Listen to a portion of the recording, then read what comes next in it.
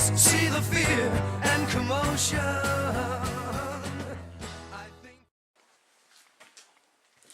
So we picked up a new throttle cable, a proper throttle cable for the 440TX from Rec Supply, and install it, synchronize the carburetors, and kind of set the idle half-assed. So that's done.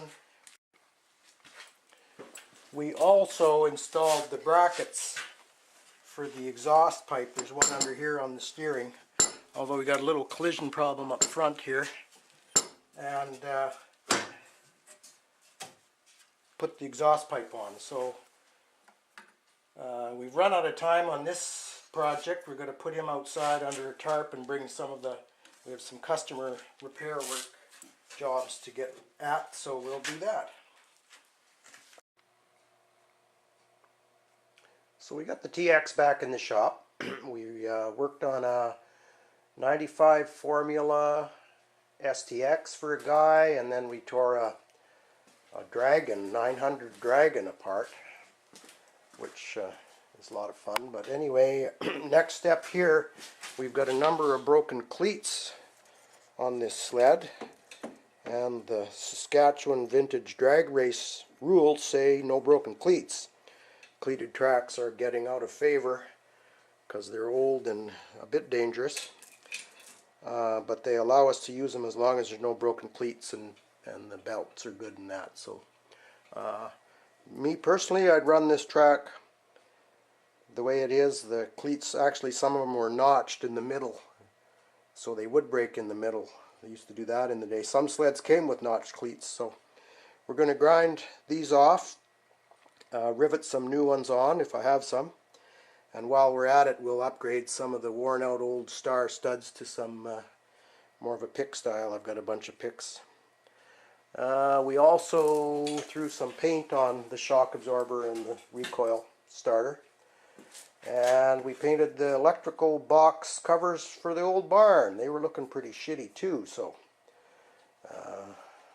used up some paint. I'm not crazy about the color, but that's what we had. So anyway, we'll turn the camera on in a few minutes. Okay, safety glasses, gloves, and a skill angle grinder. All that's required.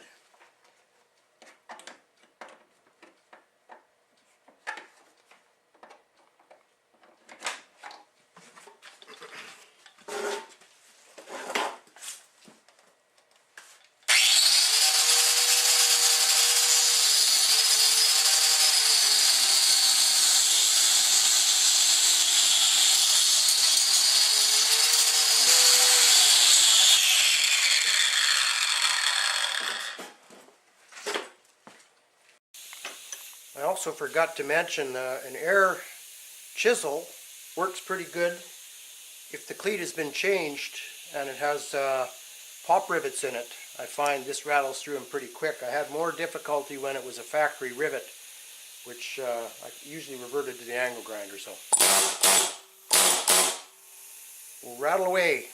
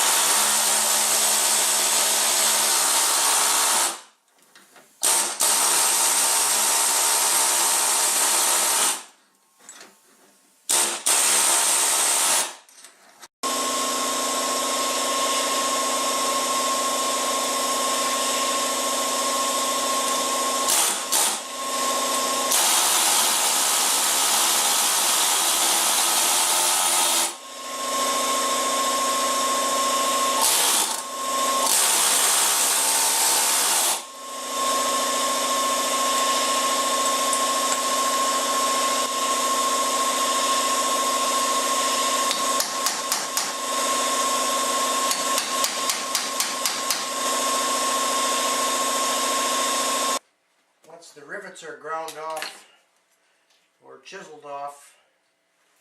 They don't seem to want to come out of the rubber sometimes, so it's just a matter of lining up with the hammer and the punch. You can can see I missed a few here on this one.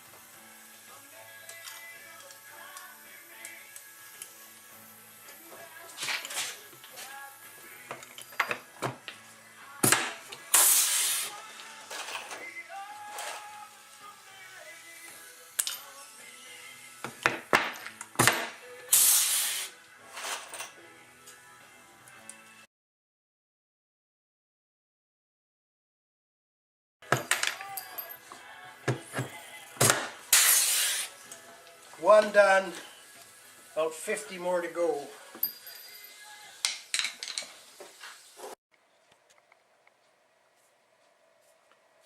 So we've got one or two cleats yet to replace, but we got busy with some other things, so we'll carry on with that. And found that we have a big bag of these megabyte studs. Lots of these, but I don't have a 5/16 fine thread nut for them, which our local Napa part store, good old buddy Glenn there, said he's got a box for me, so we'll go and pick them up sometime, a little later today maybe. So we're sort of stopped in that regard. We did, however, as you'll recall, we noticed that there was some tunnel damage from the studs on the track on that side, which meant a need for some better wear strips, tunnel wear strips. So Grace and I went to the shop and found these Yamaha versions. And they're pretty vicious, made for a very aggressive studding pattern, and way longer than we needed. So and you got to juggle to get these to fit. There were one person under the tunnel and one on top, so we didn't go that way. What we did to obtain, we need about a 3/4 inch clearance. I don't know if you can see in here, but all we did was lower the factory wear strips, the aluminum ones, with some 1/4 inch nuts. We just put spacers in and brought it down. That gives us 3/4 inch. I think I did that on the WD-40 oval sled, so we've got good clearance now, and the nice thing about that, all the rivet holes lined up and there was no farting around. And Grace was out here helping me. That's a great thing. Also, the only other update is we bolted the newly painted rewind starter on. And we'll finish the track before we put the newly painted shocks on, so we're making some headway. But we did dig out a couple clutches. This came off an 80 TX. It doesn't have quite the weights and springs I would like to use, but I'm going to take that apart and just check that over. And then a secondary. I've got a series of secondaries set up. This is W2, whatever W means. I'll have to look in my book. So anyway, we'll turn the camera on when we take this clutch apart. Just take a peek inside.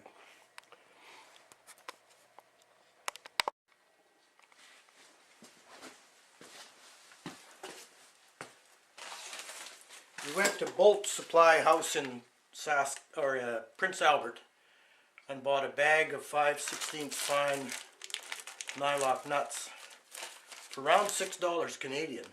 Quite reasonable. So we're back in the studding mode, and anybody that's done this,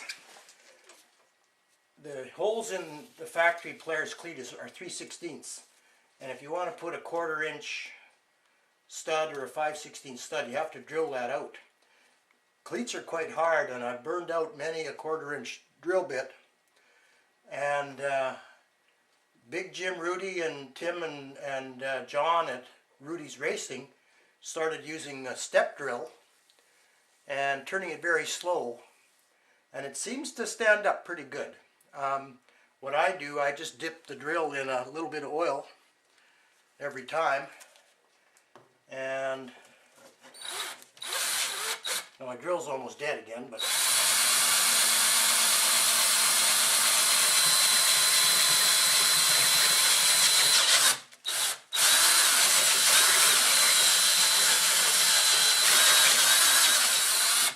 there. And then, because the hole in the rubber's only 3/16, so I run a 5/16 drill bit through it.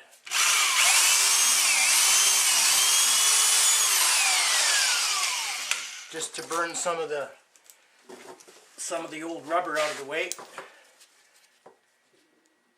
And then you push the stud through the hole so you get some thread showing.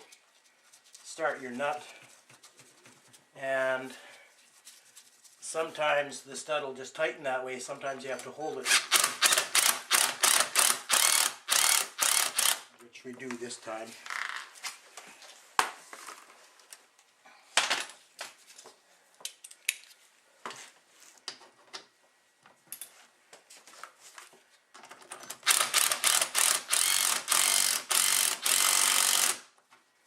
And you don't want to over tighten it and suck the stud right through the track, but I think just so it's nice and flush. So all you have to do now is repeat that as many times as you want. This is a 35 cleat track.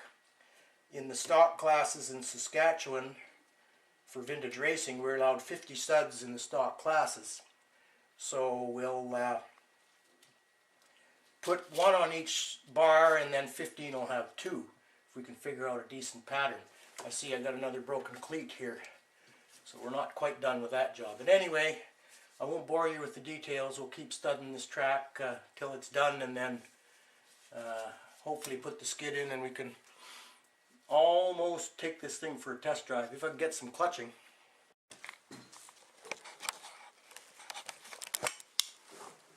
So while we have the suspension out of the sled, we thought we'd fix this bearing on behind the secondary clutch. Now this bottom bolt, you'll recall, really hard to get at, and we need the light on here, way up in under the tunnel, up in there. So the only way really to get at that bolt is at least with the skid out. So I took the old bearing off, and we're just putting the new one in place. Now, I'm missing one little Allen screw for that bearing, unfortunately, so we'll have to go digging.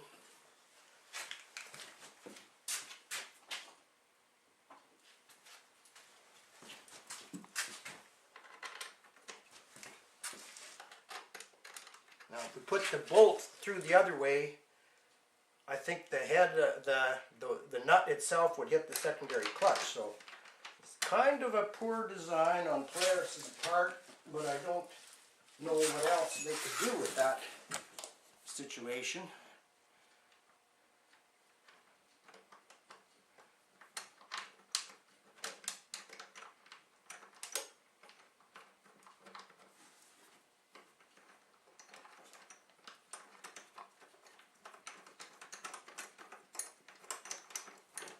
Pretty long arms sometimes.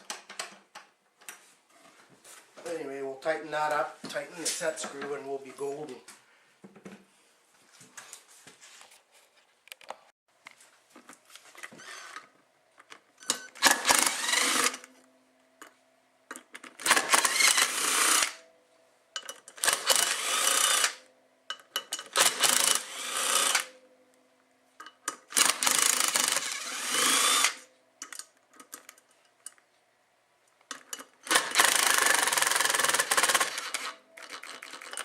dead battery.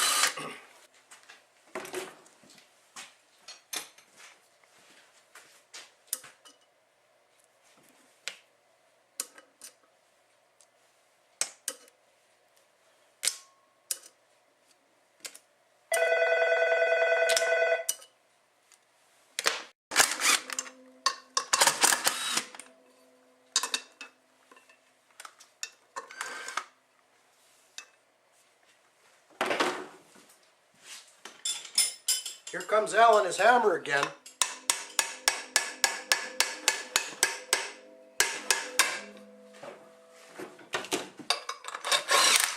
Oops.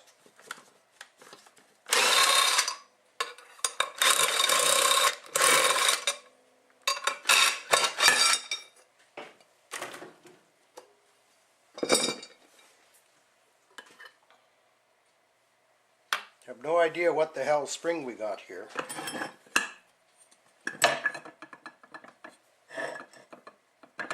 There probably are better clutches out there.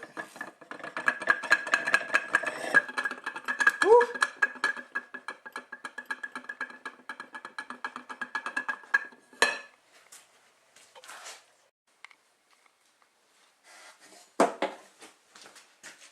We cleaned up, this is the Polaris High Performance clutch, I believe it's called. We cleaned it up, took it apart, put the back half in the lathe and cleaned the rust off and washed all this out. Drilled the towers so that we could use bolts in here instead of the knock-in pins. I probably showed you that on a previous video. Probably not the best, smartest thing to do. Anyway, we've got a set of weights in there that are close to what we need, but not optimal. I'll be shopping on eBay for a set of A or AP weights for Polaris. Anyway, we'll just torque this up. I think the torque for a Polaris clutch is about 50 foot-pounds.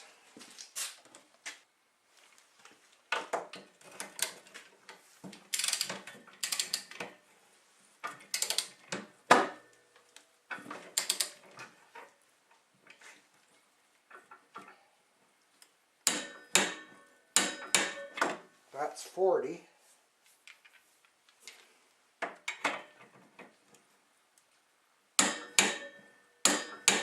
That's 50.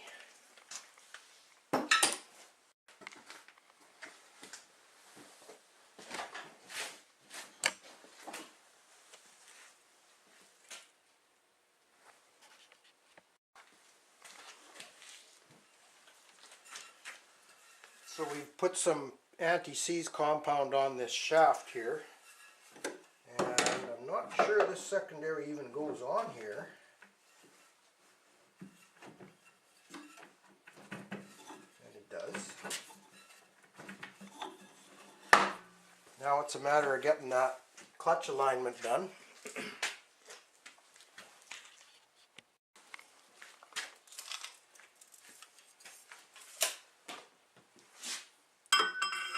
So I run a straight bar across the back,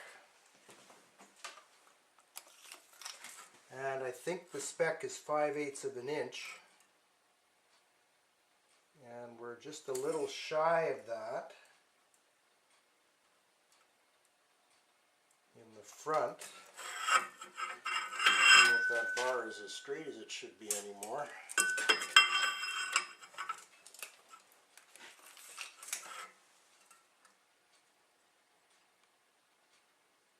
Less than 5/8, and that's right on 5/8. So the engine has a little twist in it. I guess we could shim it a little bit, but I think I'll throw one shim in and call it a day.